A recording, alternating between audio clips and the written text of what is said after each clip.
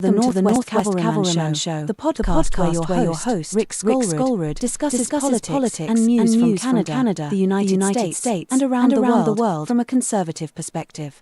Warning: professionally offended people and liberal crybabies may be triggered. Viewer discretion is advised. While we put the finishing touches on this podcast, you are invited to visit the show notes. There are links to all of Rick's social media, including his website where you can sign up to take the Canadian Firearms Safety Course, which is a prerequisite for obtaining your Canadian Firearms License, also known as a PAL. Rick teaches these courses in Maple Bay just east of Duncan on Vancouver Island, British Columbia. Now here's your host, Rick Skolrud.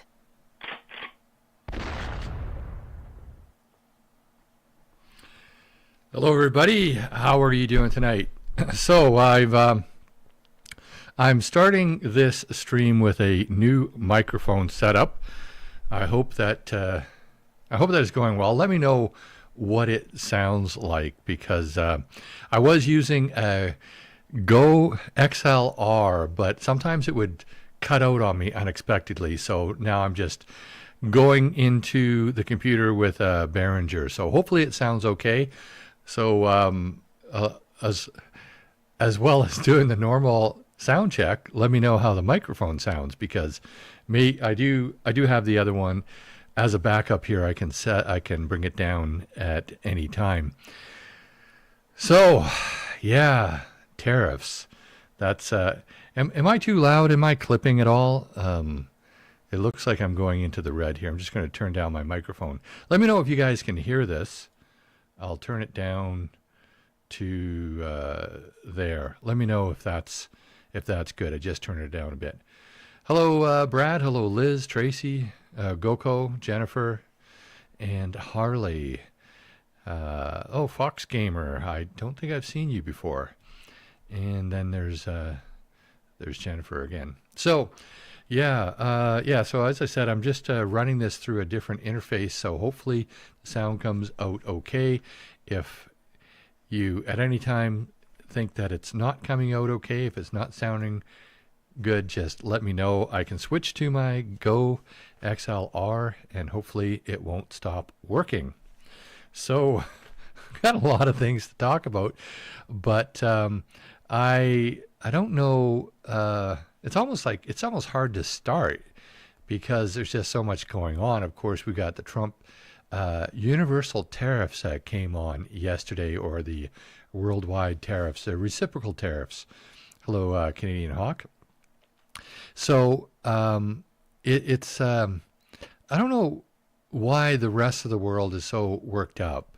And obviously Canada has some good reason to be a little bit worked up because of the auto tariffs and the steel and aluminum tariffs, softwood tariffs, and all that kind of stuff. But I'm not sure why the rest of the world is worked up, because when Trump pulled out those panels, and I've seen them afterwards, it got, I was thinking, why are the rest of the world worked up? Because he's just matching the other tariffs, and he's not even matching all of the other tariffs. He's, he was, if the tariffs were over 20%, then he was having them. So basically, if they're 10%, he equaled them, and then it just went up from there. So I'm not sure why everybody was so worked up about that. Obviously, the Canadian tariffs are more to get worked up about because of our close relationship with Trump, and also all of the other tariffs that came up. What I found really interesting is how Carney, or really all of the candidates, but mainly Carney, is making a big deal about these new tariffs when there really isn't any new tariffs. No new tariffs were announced yesterday. They came into effect this morning at 12 a.m., but they weren't announced, but no new tariffs were announced yesterday on Canada.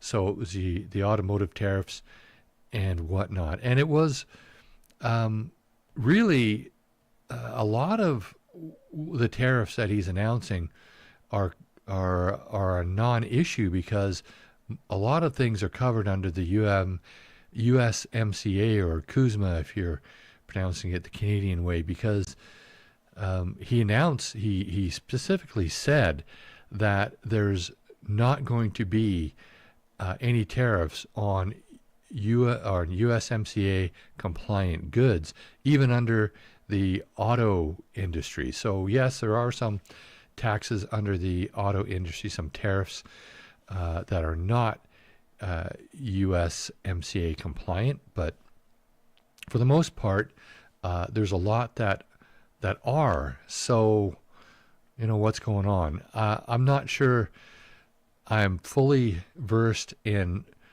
what tariffs are going to be on, and I'm not sure most Canadians are, because unless we get a whole big list of them and we go through them, it's kind of like the dairy tariffs.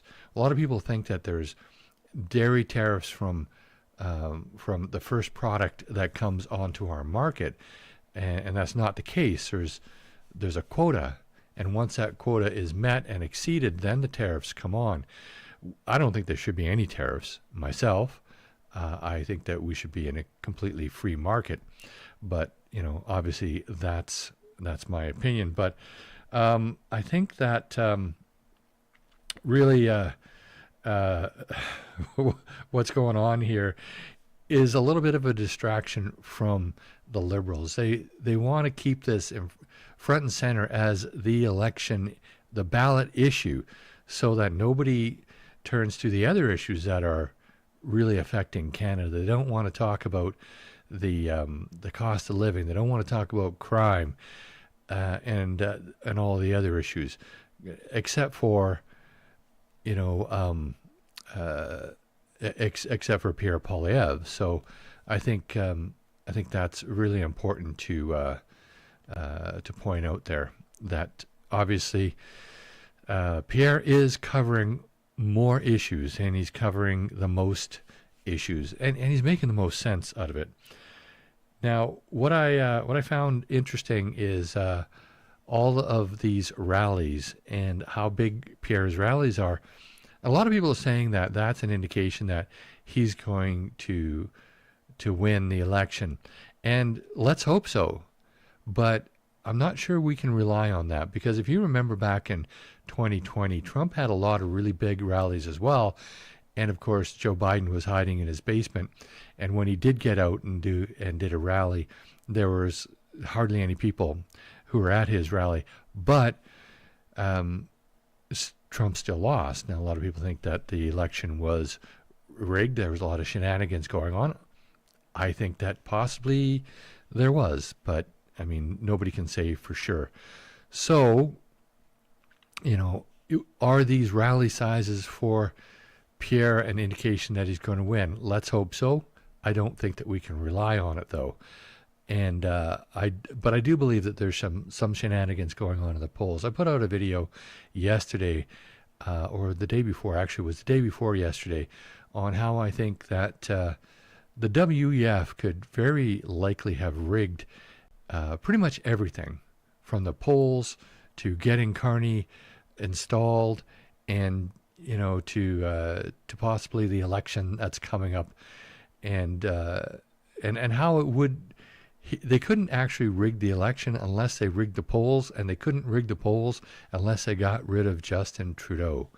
So, if you follow that kind of logic, and you know that the mechanics behind possibly rigging the polls and so forth, I think that it's possible. Is it realistic? Will it happen? Well, that's yet to be seen.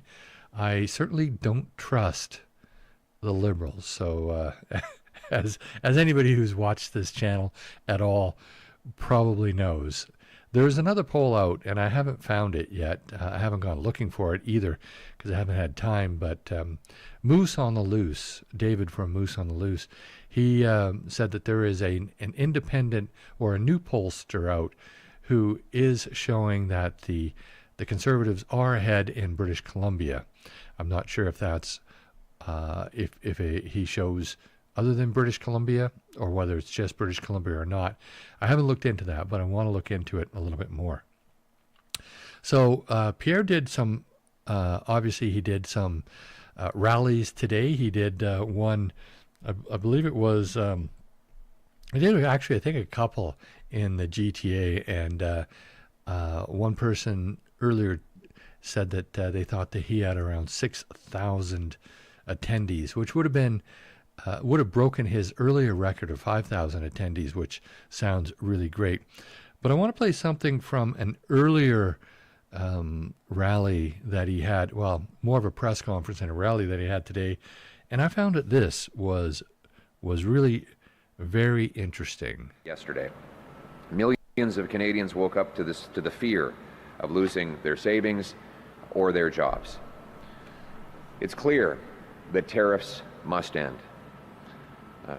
It's clear that Canadians must stand together. And I'm here to reassure Canadians that united, we will get through this together. We will strengthen our country and stand up for our workers. First and foremost, we must support workers and their families.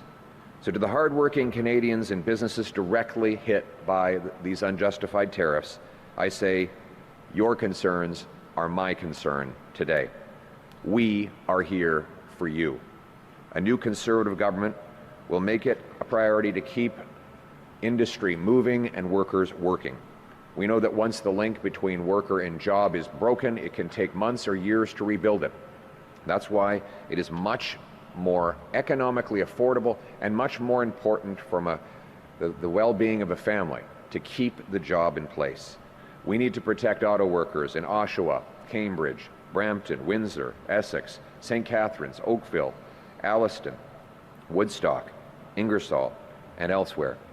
That's why I'm announcing today that a new Conservative government will eliminate the federal sales tax on Canadian-made automobiles. Everyone who's looking to buy Canadian, to support Canadian workers, will be able to save money as a result of this announcement. Axing the GST on a $50,000 Canadian-made automobile will save $2,500 to the car buyer. By saving cash-strapped Canadians' families their hard-earned money, we will increase demand for Canadian-made cars and keep more workers on the job. And I'm calling on the premiers to match our policy and remove their portion of provincial sales tax on Canadian-made automobiles. This will have the double effect of supporting workers in the auto sector and also tackling the Liberal inflation crisis that has made everything more expensive. Both federal and provincial sales taxes, were they removed, would save up to $7,000 for the purchase of the average $50,000 car. C'est pourquoi j'annonce. I think that is an excellent announcement. However, I would kind of like to see all GST taken off. It was, as you recall, back in the Mulroney days, I wasn't actually a fan of Mulroney. I thought that he was a liberal in conservative clothing, but, whatever. That's just my, my opinion of Mulroney, especially since he brought in the GST. Now, he replaced the manufacturer's tax with the GST, but was that good? Was it bad? I'm not sure. Back then I wasn't as politically in tune as I am now, but the theory behind it was good, I guess. But the GST, I think it would be great if we could just remove it from everything, and rely on other sources of income. Now, I'm not a proponent of tariffs, but we do have a lot of possibility of generating revenue from our natural resources if we were to do it properly, and just cut government. Just cut a lot of government. Now, Pierre did say he was going to cut a lot of government, and he was asked a question about that today. He actually said that he wasn't going to cut government by doing layoffs, not like they're doing in the States with Doge. However, Doge isn't actually laying off a lot of people. They're relying on voluntary resignations. But he said that Pierre said that they would rely on attrition to cut government, and I think that that's obviously a better way of doing it. You don't want to actually cut people. But getting back to this GST, there's an interesting thing that Danielle Smith said about the GST that I think is worthwhile playing just for a second here. Yesterday, millions of Canadians woke up to the fear of losing their We safety. see the result. They seem to be, I've been saying this from the beginning, they seem to be really irritated by national sales taxes because, of course, the Americans, although they have state and local sales taxes, they don't have a national sales tax. So if you read any of the work of the economists advising the president, it seems like that our GST, or harmonized sales tax, is what they really look at as a form of tariff. It isn't, but that's how they're looking at it. So that's maybe where it might end up falling, is if they're going to try to put a border adjustment tax in that's equivalent to that. That would be what I'll be looking for tomorrow.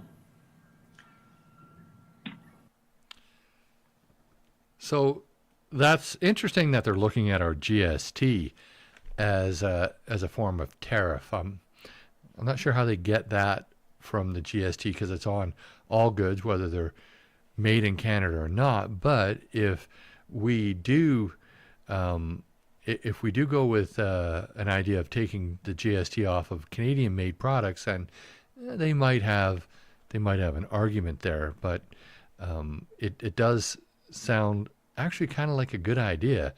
Just remove GST from all Canadian-made products, at least for the time being. Cars, yes, he's doing that for automobiles. How many automobiles, though, is that going to account for? How many are solely made within Canada? Maybe there's a lot. I don't know. I wish he'd make it retroactive so I can get the GST back on my truck. But then again, I don't know if my truck was fully made in Canada either. So that would have been interesting. But Danielle Smith, she did have a response to the Liberation Day taxes, and she was actually quite pleased that Canada didn't have any new tariffs brought on her. Let's take a look at this, and then we'll talk about it. The Premier is calling the latest Trump tariffs announcement an important win for Canada and the province. Tyson Fedor is in this morning. Tyson, Canada appears to have dodged a bullet on U.S. global tariffs.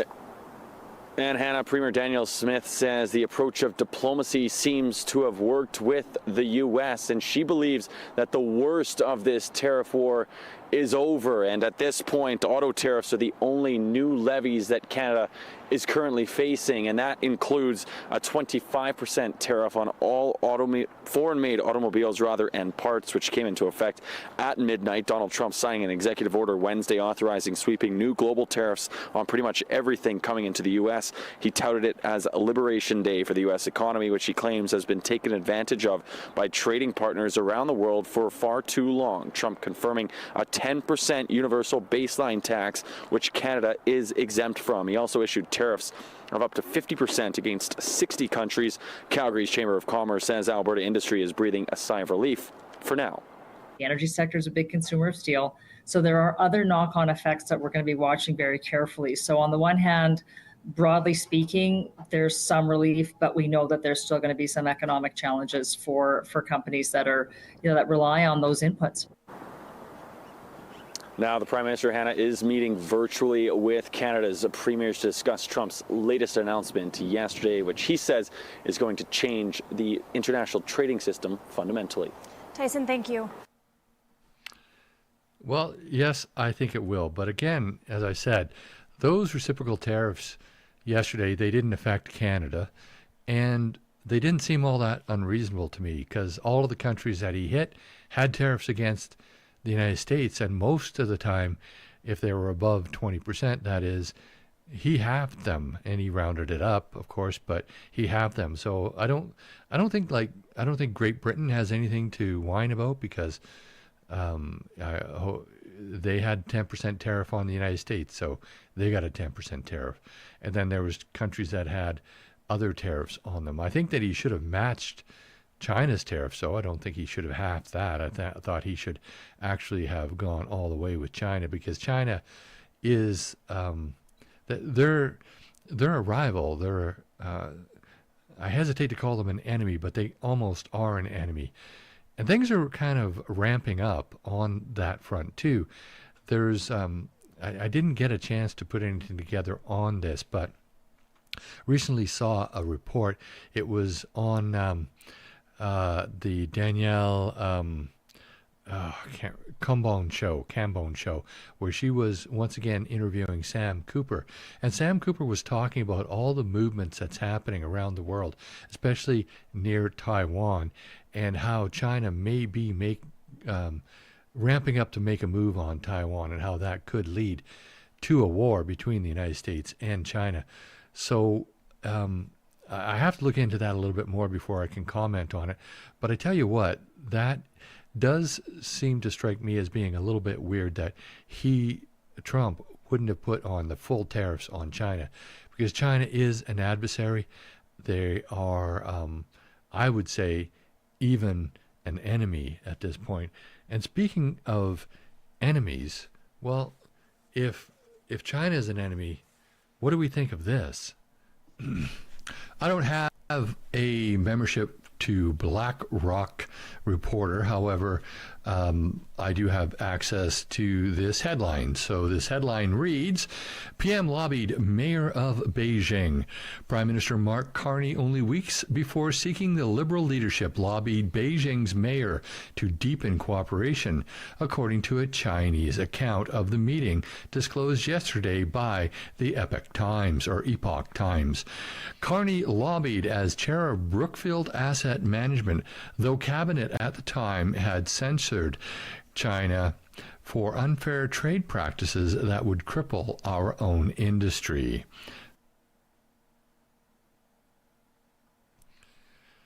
So, as you can see, that I find that very concerning, because it was just weeks before he announced his leadership bid, which he knew he was going to be running, and the WEF knew that they were going to be installing him. So this is very concerning to me. We know that they've interfered in our election. We know that that they're an adversary of ours. We know that they don't. They have really bad human rights violations and a human rights record. But yet this guy who is now our prime minister, and who wants to be our real prime minister, because I don't actually consider him to be our real prime minister right now. This guy is really, I would almost say he's conspiring with them or something to that nature. It's probably not a conspiracy, but whatever. He's in bed with the Chinese. One way or another, he's in bed with the Chinese. So I don't think that's a good look, and I don't think it's good for Canada that our prime minister is that tied to the Chinese, and still that tied to Brookfield. And I would argue that I don't really think that he's broken off ties with Brookfield altogether. And with the recent announcement that Brookfield is actually buying one of the largest pipelines in the U.S., but yet Carney is not allowing any pipelines to be built in Canada. He's keeping C-69 in place. I don't see how that's good for Canada at all. That smacks of corruption to me. He wants to make money, and I'm sure that he still has assets in Brookfield Management. He's not even revealing all of his assets, but yet Brookfield is making these purchases of pipelines around the world. It's just nasty. And guess who's probably going to be contracted to build these micro homes, or these small homes, these modular homes, the Soviet-style homes that Mark's Carney is planning on building for the Canadian population to relieve all of these housing difficulties? Well, it's probably going to be Brookfield. When I was in the RCMP, Brookfield was a company we had to go through to when we were transferred. They managed all the transfers of the Canadian government. If you're moving from one part of the country to another, you went through Brookfield. They arranged everything from the lawyers to the appraisers, everything. As a matter of fact, there's a lot of lawyers that wouldn't do transfers because of Brookfield, because Brookfield wasn't treating them very well. They weren't paying them the wage that they should have been paid, the going rate. And also real estate agents. Real estate agents would often not want to work with transfers of the RCMP because of Brookfield and because of what Brookfield was paying them. So Brookfield's been, just woven their way into Canadian government projects for decades, because I remember it was decades ago that they first popped up on my radar as being the group that you had to go through to facilitate your transfer. So I think that's a real telling story. And to think that Carney was in the head of Brookfield, and now he is. I think he's probably still benefiting from their decisions. And this pipeline, I mean, come on. They buy a pipeline in the U.S., they build pipelines all over the world, but yet Carney is not allowing pipelines in Canada. There's a reason for that. He can't make as much money on pipelines in Canada as he can make all over the world. And he wants to virtue signal to Canadians so that we somehow buy into the BS that he is a net zero guy and he wants to save the world, which is a total bunch of crap, in my opinion. So what will happen if Carney gets elected? Well, I've said this a number of times. I think that it will lead to a unity crisis in Canada. Danielle Smith has said that as well. I think that it will actually lead to a referendum in Alberta, and I think that that referendum could likely go to the separatists. But I'm not the only one who thinks that. As of yesterday, Preston Manning came out with an op-ed in the Globe and Mail, of all places. So I'm just quickly going to skim over an article that was posted in the Globe and Mail by Preston Manning. And if you don't know who Preston Manning is, if you're that young, he was the former leader of the Reform Party of Canada and also the official opposition in the Parliament. So because of the vastness of Canada's territory and the differing interests of its various regions, the abundance of competing economic and social interests, and the weakened state of democratic instruments for reconciling conflicting interests, national unity will be a perpetual challenge for whomever we choose to form our national government. It goes on to talk about Quebec unity and sticking within Canada, but then skips ahead to the issue of Western separation. On account of the mismanagement of national affairs for the past decade by the Liberal government, and its consistent failure to address those issues of greatest concern to Western Canadians, large number of Westerners simply will not stand for another 4 years of Liberal government, no matter who leads it. And I think that is a very good and valid observation. And he talks about all of the MPs who are still in Mark Carney's government, who were in the government of the Trudeau government. He talks also about what can be done. Basically, that the voters, particularly in Central and Atlantic Canada, need to recognize that a vote for the Carney Liberals is a vote for Western secession.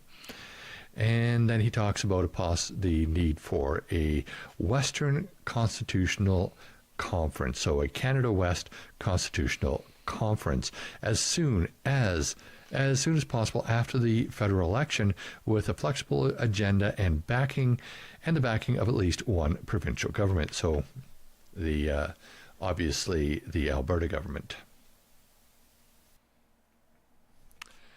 So I think that it's very, very telling that Preston Manning, of course, the old Reform Party leader and member of the opposition in the House, that he would say that it's a unity crisis issue. I think it is. I really do believe it is. But Pierre doesn't think so. This is what Pierre had to say in response to that. Good morning, Sarah Ridge. Good morning. Canadian Press. Thank Yesterday you. in an op-ed, Preston Manning wrote that people in Eastern Canada need to recognize, he said, that a vote for the Liberals is a vote for Western secession and a breakup of the country as we know it. Do you agree with Mr. Manning, and what do you say to people who feel that way? No, we need to unite the country. We need to bring all Canadians together in a spirit of common ground. Let's unite our nation, because after the lost Liberal decade of blocking resource jobs, driving $500 billion out of our economy to the U.S., taxing away our workers, and selling out our country, we can't give the Liberals a fourth term in power. What we need is a new Conservative government that will unite Canadians, unleash our resource production, cut taxes on our workers and entrepreneurs so that we can bring home our jobs and stand up to President Trump from a position of strength for a change. Thank you. En français.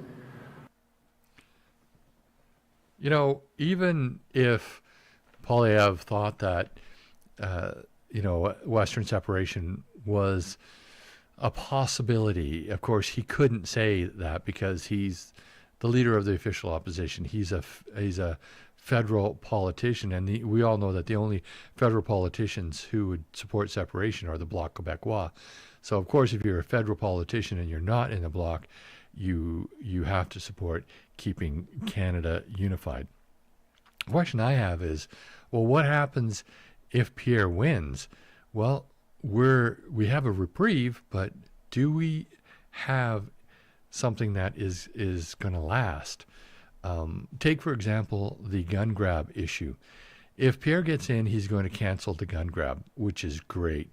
And I think that's a big concern for Western Canadians. I think that, people in the interior, BC, Alberta, and Saskatchewan, I think that's a big concern for them. Yeah, on the coast, in the big cities, on the island here, probably not as big a concern. And there's a lot of people who are scared of guns, irrationally so, scared of guns, who probably want them banned. But rational people in the interior, in Alberta, and in Saskatchewan, this is a concern to them. And I think it's a good concern. Well, what'll happen in 4 years' time, or in 8 years' time, or in 12 years' time, when the Liberals get back in? Because remember, Canadians have short memories. If they didn't, we would never have a Liberal government because of Pierre Elliott Trudeau and Jean Chrétien and Paul Martin and all the corruption under all of those regimes. But of course, we keep on re-electing Liberals, or at least Eastern Canada re-elects Liberals all the time. So what'll happen then? It's a big concern, and I think that Alberta may look at that and consider working towards some sort of sovereignty over their own destiny, possibly having more of an independent relationship with Canada than they do now. I'm not sure what that would look like, but it is something. The other thing that I would like to see Pierre do is to bring in a better Firearms Act that basically recognizes Canadian licensees as a quasi-professional organization. We're licensed, we're vetted, we're among the least likely people to commit crimes in Canada statistically, but yet we're treated as second-class citizens. And whenever there's a political need to abuse somebody, guess who gets abused? It's the licensees, the people who aren't a threat to anybody, but the Liberal government takes our guns and threatens to take our guns and does more and more to us. And what's going to be happening in the middle of June, apparently, is they're going to start issuing these letters to to invite you to show up at the local detachment to turn in your guns. And it's just a horrible situation. So how do we combat that in the future? Because even if Pierre nullifies these OICs, which he will do if he gets elected, what's going to happen in 4 years from now, or 8 years, or 12 years? Something more permanent has to be put in place to protect us. And if that can't be done, are we going to keep accepting the fact that we really don't have rights in Canada? We have privileges. Now, rights are natural. Rights are inalienable. They're not granted to us by the government, but they're taken away from us, or they're infringed upon by the government. And the government has written that they, in the Constitution, that they can do that. But they only recognize those rights that they put in the Charter, which is wrong because, as we know, that the Charter is very limited in the number of rights that it lays out. So we have to think about more long-term, beyond the tariffs, beyond this current trade war with the United States. We have to look at affordability. We have to look at freedoms. We have to look at where Canada will go in the future. Almost everything that Mark Carney has come up with in his platforms that are non-tariff related or even tariff related, he's stolen from Pierre. He's stolen the Arctic, fortification from Pierre. He's stolen the, taking off all of interprovincial trade,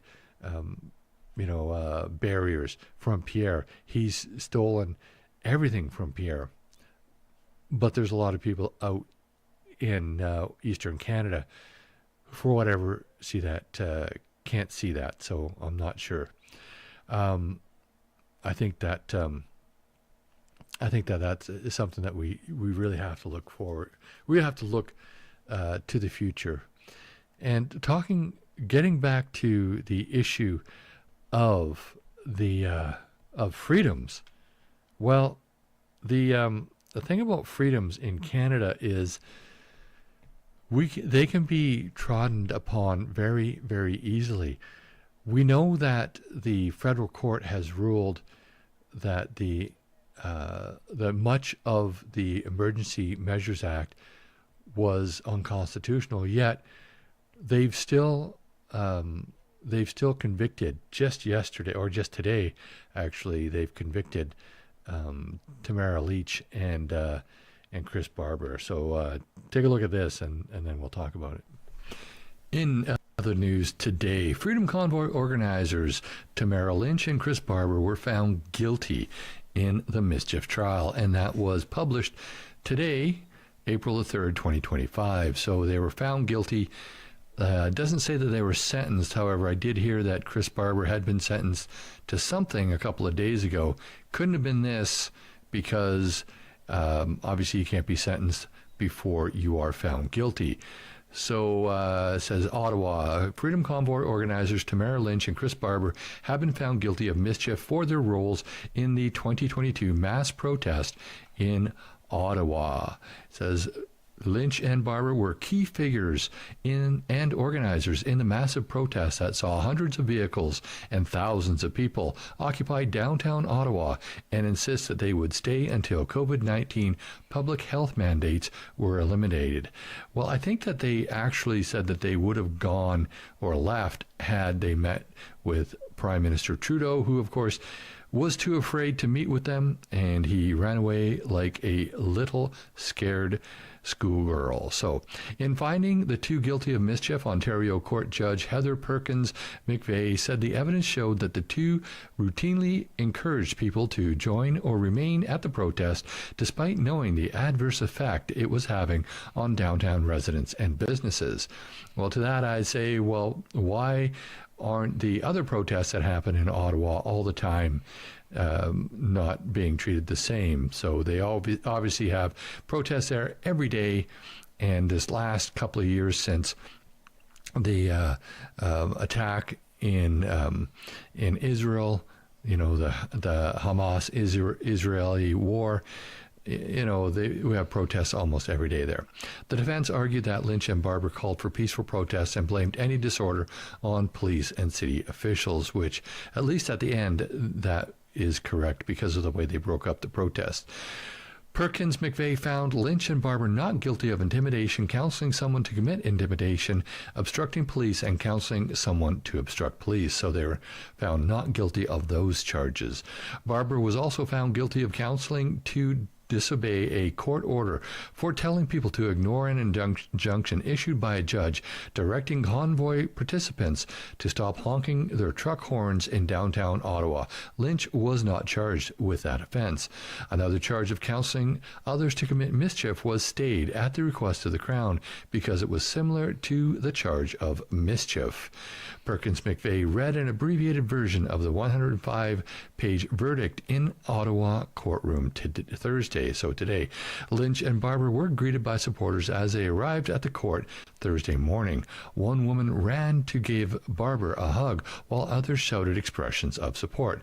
Lich broke into a smile as her supporters yelled, "We love you, Tamara," as she entered the courtroom, accompanied by her lawyer, Lawrence Greenspoon. So for anyone who doesn't know what a stay is, a stay of proceedings, it's basically a way for the government to back out of a charge without withdrawing the charge and without dismissing the charge.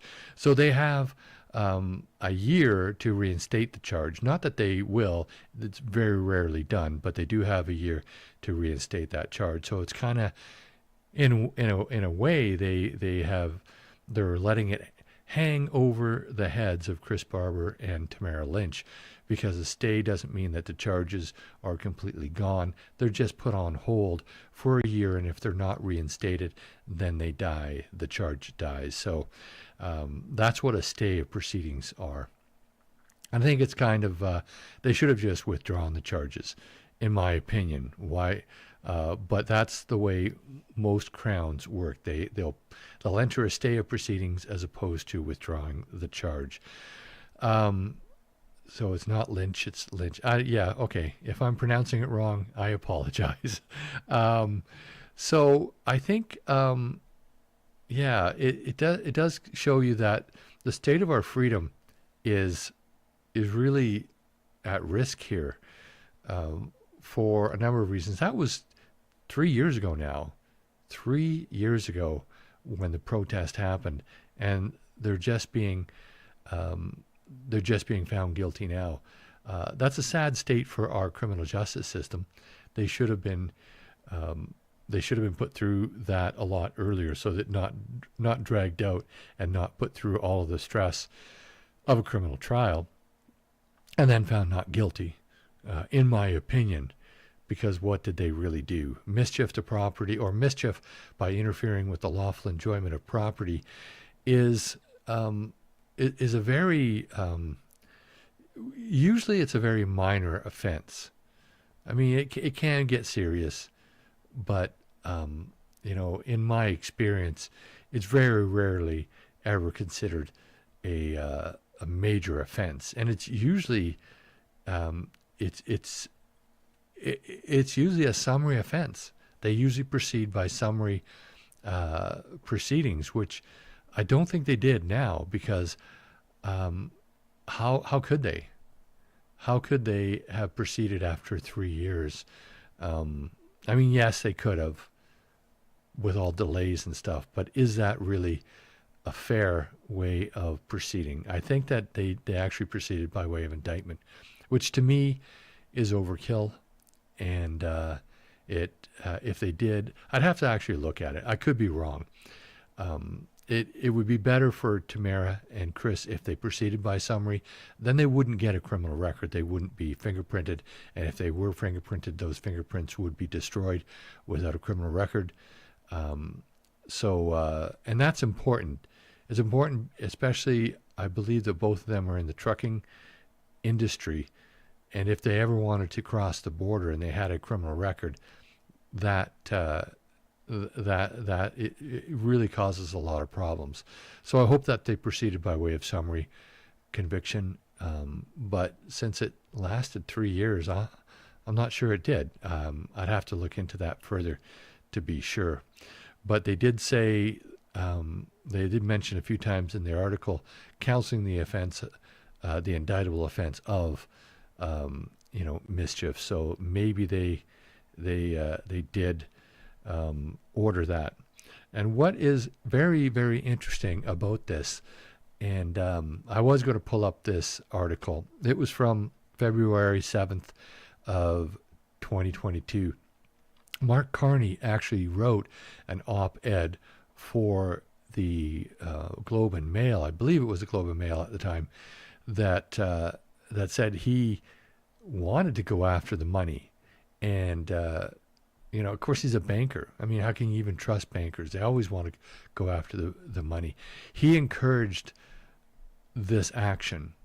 He wasn't the Prime Minister of Canada at the time. He was advising Trudeau, obviously. I'm not sure if he was still the governor of the Bank of England, but Brexit, I think, happened a couple of years before that.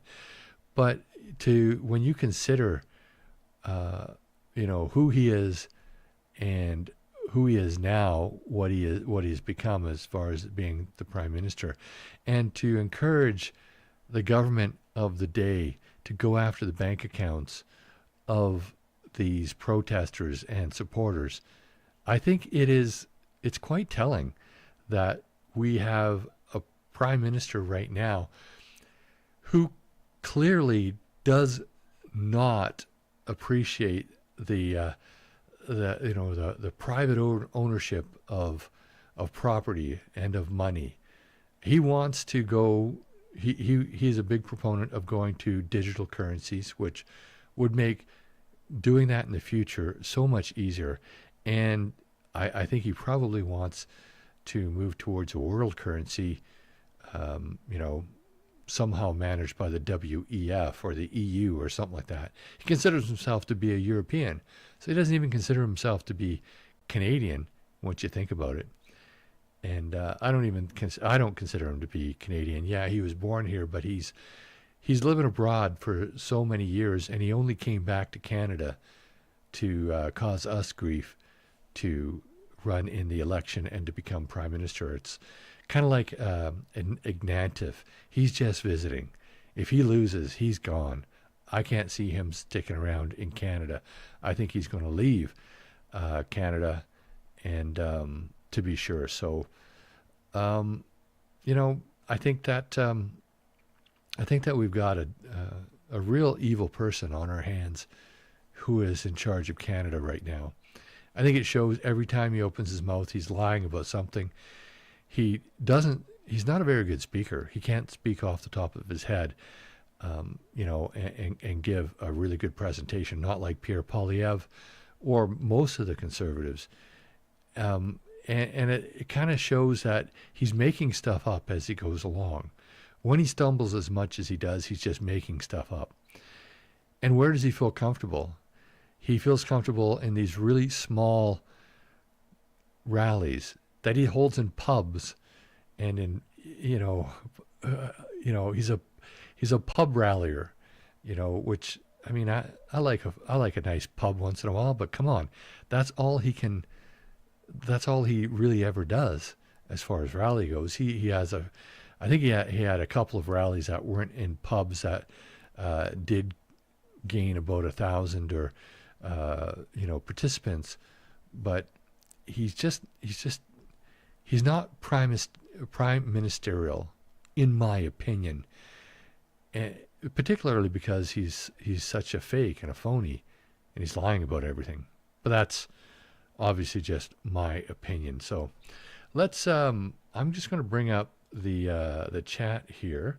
I'm going to bring up let's go back to the beginning of the YouTube chat and see what's going on, see if there's anything that I've missed because I've been talking and doing this, so I have not kept up on the chat. So Goko Donnie says that the rally in Oshawa was 600 plus, which were records, and the pleb apparently attended.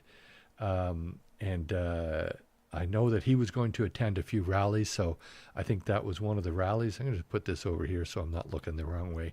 And it looks like he live streamed that rally, and there was over 10,000 viewers. So it's pretty good. That's pretty good. I know someone with a well-kept Cherokee in Kirkland Lake if I ever wanted to go flying again. That'd be great, only I haven't kept up my medical for flying, and I'd have to redo a couple of courses, because yes, I do still have a license, because you never really lose that, but it becomes inactive after a while. I just don't have the money to do that. I'm still working on the house here, but thanks for the offer. If I did win the lottery, I would definitely buy a new plane. But it probably wouldn't be a Cherokee. I don't know if they make them anymore. I'd probably get something like a 185 or something, or a 182, a tail dragger that I could put some floats on. Maybe a 206. That would be cool, or a Beaver. But a Beavers, I don't think they make them anymore. So it have to be well kept. Thank you again, Brad, for that earlier on. Let's go back here. My PTC has zeros at the end of its price tag.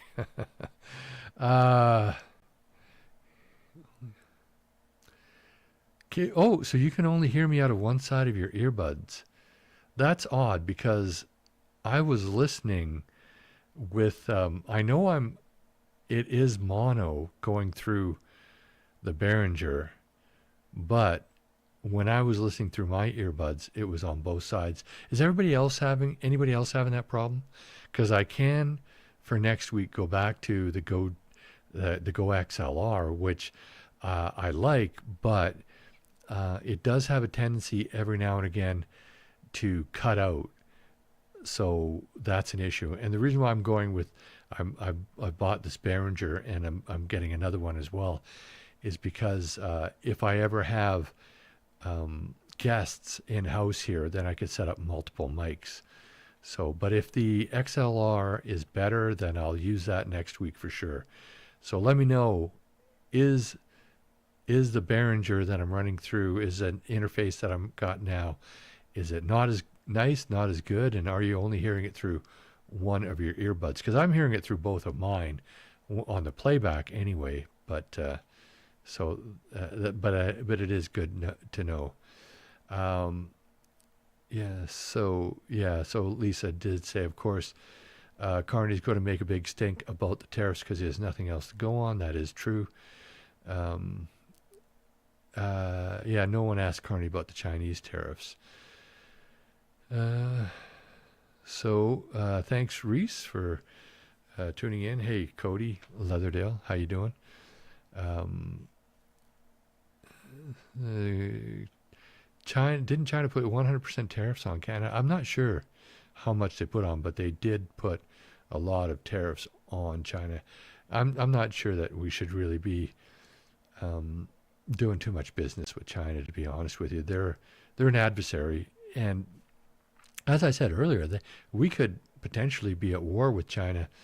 According to Sam Cooper, there's movements in that direction. So should we even have a relationship with China at the present time?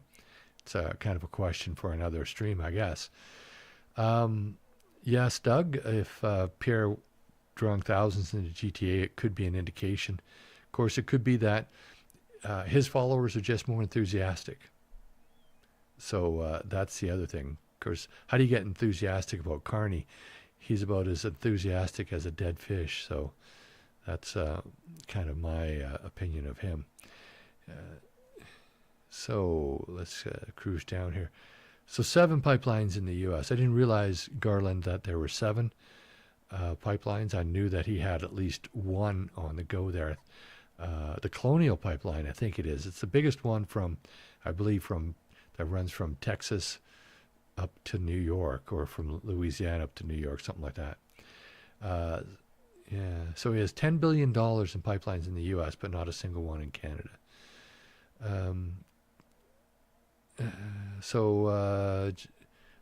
What's in your head just said that all telco lines in Canada go through Shared Services Canada networks. Your cell communications and internet all go through monitored services. Yeah, you know, it's actually a lot easier to monitor cell phones than what you might think. As a matter of fact, if you have a battery in your cell phone, and even if you don't, quite possibly, the Canadian government can tell where you are at all times, even if you're not getting service. They can get a search warrant and do that. So, thank you, Goko, for that $10. Mike L. It's not to vote for Carney. That's what I take in it. Of course, do not vote for Carney. Trump said again that, so Amy Poole made a good point there. The tariffs that he put on yesterday were reciprocal tariffs. None were for Canada. And I thought that he was quite generous in the fact that he didn't even match most of the tariffs. He cut them in half. So I thought he was being very generous. Maybe it's a lead up to bringing them up to full price. We'll see what happens. But I thought he was being quite generous to most of the world. But again, we do have a different setup in Canada here or a different relationship in Canada, let's say.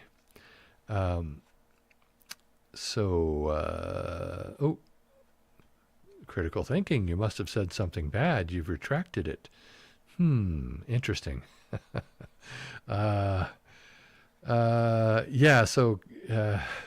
Coco said, Carney's going to have to bus in actors, probably. I wouldn't doubt it. I wouldn't doubt that he would. I think it was, I'm not sure who I was watching the other day. It was probably Moose on the Loose, or it could have been somebody else. But they were pointing out the fact that in some of the halls that Carney is speaking to, they make sure that they have all sorts of mirrors so it makes the crowd look bigger. I can't testify to that in court. But it could be. It could be. So Liz, you weren't impressed with Smith pivoting, giving the Libs 6 months to reconsider won't change anything other than adding another 6 months to our misery. What's the point? Nothing improves. Well, Liz, actually, I think she said she's given 6 months to anybody, and they are still going to be talking about it. But Danielle Smith is not going to support a referendum. She's not going to stand in the way of a referendum, but she's made it clear that it has to be a citizen-driven initiative, which, but I think she's probably going to make it easy, let's say, on Canadians. Wow, critical thinking. You're getting a lot of messages retracted. Are you doing that, or is somebody else doing that? Are you rethinking what you're posting? I wonder. So Reese Bodie says Canadians need to come to the States. Trump is cutting all taxes. Where Trump is cutting all taxes. As you know, Reese, if you follow my channel, I'm actually quite in favor of the West joining as states, or at least having some sort of relationship. I'm in the minority in Canada overall, but I do think that economically it would be best for the West. I don't think bringing in Central and Eastern Canada would do any favors for the U.S. unless they were brought in as territories, and that's always an option. Thanks again, GoCo, for that extra $5. That's really great. Critical thinking, message retracted. Critical thinking, message retracted. I'm not sure what's going on here. Liz, you got a message retracted as well. Are you guys retracting your own messages, or is that somebody else? I know I don't. I don't actually do any moderation at all because I'm just a one-man show. I couldn't, even if I wanted to. If Carney wins, I'll bet people will march on Ottawa. That is probably true. Although, don't stay overnight and don't honk your horns. If Carney wins, our flag will be replaced by the UN or the EU flag. Could be, which would be totally terrible. Well, would be terrible. Janet, yeah, so I did hear this, Janet, that the Senate voted in favor of retracting all of Trump's tariffs. However, it's symbolic. They don't have the power. So, but it's a nice gesture. It is a nice gesture. Jennifer, she's just moved to North America and South America and continued the eugenics. I'm not yeah, I don't know what. I'm just maybe I'm just not cluing into what that was all about. I probably missed something in previous comments. On a positive note, says Goko, I can hit what I look at, but it's been a bit. Click, click, unload, click, click, unload, click, clack, unload, click, clack, unload. I like to unload the fun way, but you can't always do that. Yeah, I do have some videos up on my other channel, well, even on this channel, on of how to clear a firearm for the firearm safety courses. If anybody wants to see that, that's on BC Firearms Training. So if you're looking at taking that course and you want to see how I clear firearms for the course, I'm going to update those probably in I don't know, 6 months or so. But right now I'm just too busy. But I want to update those videos. So if you want to see those videos, you can go to that channel, or you can look at some of the really older videos on this channel. And I'm talking like years old. Yeah, so Gov Code Reader. I think you go by a couple of different names. I see. I see your badge there on different names. But yeah, Pierre, do you want to talk about equalization? Equalization is a big thing. I think that we really need to have that conversation, and Pierre's got to do something positive on that note. Tracy, Trudeau had the maple leaf with the UN olive branches around it on his podium, his last speech. Yeah, actually, I think that was the Laurier Club that he was speaking at. It does kind of remind you of a communist symbol, though. Just saying. Norwood Cooper. Was capital part of Brookfield? When working for the RCMP, I had to get paid from capital and to get for a bill. I told the RCMP they were trying to turn me into a criminal. They said, so? Yeah, so I think this is when I was talking about Brookfield being involved in all of the transfers. Brookfield was involved in a lot of things, even before the Trudeau time. Probably heading back to Paul Martin's time. They were probably even involved in the sponsorship scandal decades ago. Yeah, but I don't trust Brookfield, and I don't trust Carney. So it is no longer our job to wake up the sheep. It is in fact our job to wake the rest of the lions. It's a good point there, Goko. No one here talks about Nazar Jejar, the reevaluation of the world. Well, this true, but this channel is I do kind of dedicate to to current events in Canadian politics. I do expand on that. I do go outside that lane occasionally, but there's so much going on in Canadian politics that it's hard to keep up with things that aren't or are on the periphery. So, it's day by day. There's just so much going on.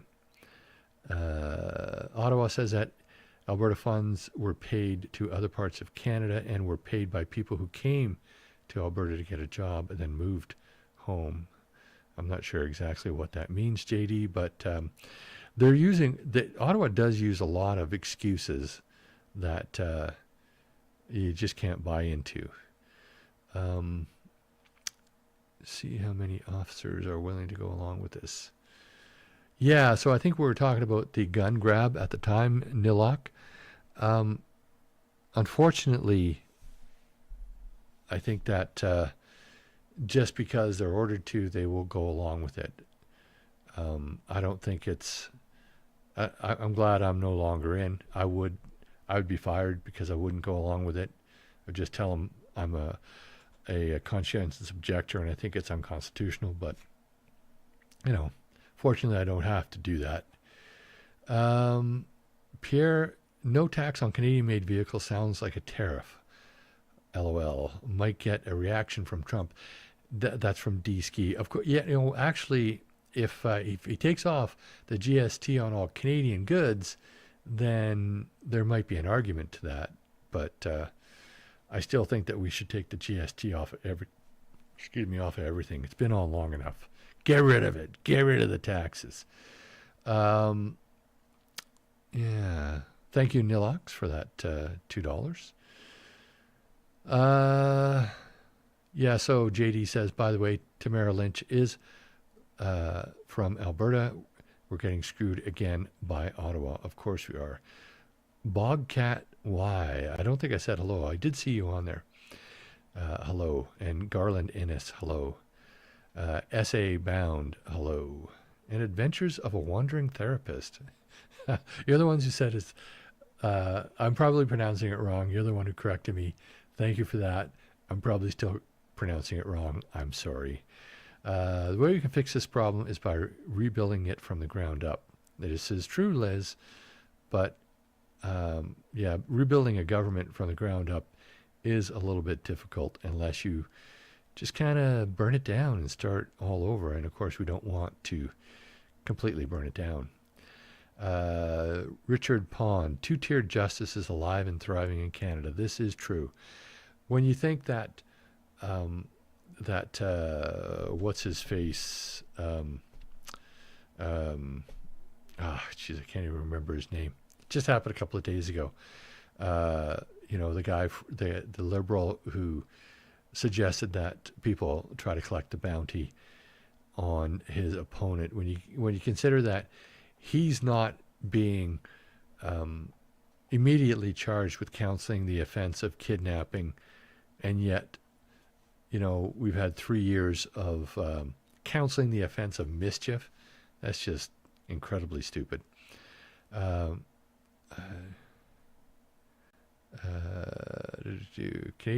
Canada's rebuilt itself after Alberta and possibly Saskatchewan leave. Canada can't. Yes, they'll have to. They'll have to restructure everything if Alberta and Saskatchewan leave. BC will be right behind. Whether BC joins in a union with Alberta and Saskatchewan and become their own country, or whether BC joins the U.S. or whether BC goes on its own, that's another story. But it's interesting. So David says, do you think they will face jail time? We're talking about, obviously, Tamara and Chris. I don't think so. But then again, I don't know, because Chris was given a year for something just recently. He was given a year. It wasn't these charges because he was just convicted today on them, but he's given a year for something else. I think they're going to say time served and maybe suspended for everything else. But I'm not sure about that either, because I really, really question whether giving giving a jail term for any of that. But Tamara and Chris spent time in jail already, waiting trial, which is just incredible for that offense. It's insane that anybody would have spent time in jail for that. Let's make from BC. Yeah, NDP, real bunch of idiots live here. Yeah, the NDP, the, what is it? The narcotics drug pushers. Is that what NDP stands for? I don't know. 5-5, Spirit Rider. Hello, Rick. Mark Carney ordered free. Yeah, so yeah, I was talking about this earlier. He was actually the person who suggested it to Trudeau. So I think I'm almost caught up. Geez, I guess I'm not. I still only at 647. Carney won't let us put pipelines because he owns all the other ones. That's true. I think that probably Brookfield would probably get involved in those pipelines. We say shouldn't be allowed. I think we should actually kick Brookfield totally out. Since they left Canada, we should just totally kick them out of Canada. Anyways, I think I'm caught up. So I was watching the other day, and maybe I should go and see if there's anything on the Rumble talk, because Ties That Bind looks like and Outer Heat are the ones that are active over there. So yeah, the $250 million, I think it was, Carney got from the Chinese government just before he left. Brookfield is very suspicious, isn't it? Outer Heat and Lies That Bind. Have to acknowledge my Rumble followers as well. So, do you know Dave Sperry? Did you know Dave Sperry? I knew a Dave Perry when I was in school, but that was a long, long time ago. Bob Cat Y. Needles, Drugs, and Poverty Party. Yes, that is another good name for the NDP. Hey, Nelson, Jugmeat and the OnlyFans model. I saw something about that. I didn't check into it. I got to check that out. It looked kind of funny. I didn't have time. Anyway, so thank you all for tuning in and listening to my ramblings today. I hope it made a little bit of sense and you got a little bit out of it. I'm way past the hour, so I think I'm going to call it a night. Thank you again for joining. We'll see you next Thursday. The following Thursday, I will also be on. I was hoping to, I always use the term live stream, but I guess it's called a watch party. I was planning on watch partying the debates, but as it turns out, I'm likely going to be out of town teaching a course on Pender Island.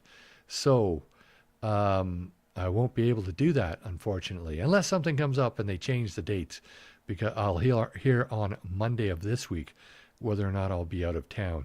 But if I'm in town, if the dates are changed and I'm not teaching a course on Pender Island, I will do a watch party on the debates, because I think those would be very important. As it stands right now, it looks like I'll be tuning into the debate later and watching it all on my own. So there you have it. So next week I will go back to the Go XLR, because apparently people do like the sound better on that. And so it'll be a little bit better. Thank you very much again, and we will see you next Thursday. You've been watching the Northwest Cavalryman Show. Thank you for tuning in this evening. I hope you've enjoyed the content. Don't forget to like and subscribe, and share with your friends and on social media. May God bless you. And if you're a liberal crybaby, Bless your heart. Have a great rest of your week, and we'll see you next Thursday.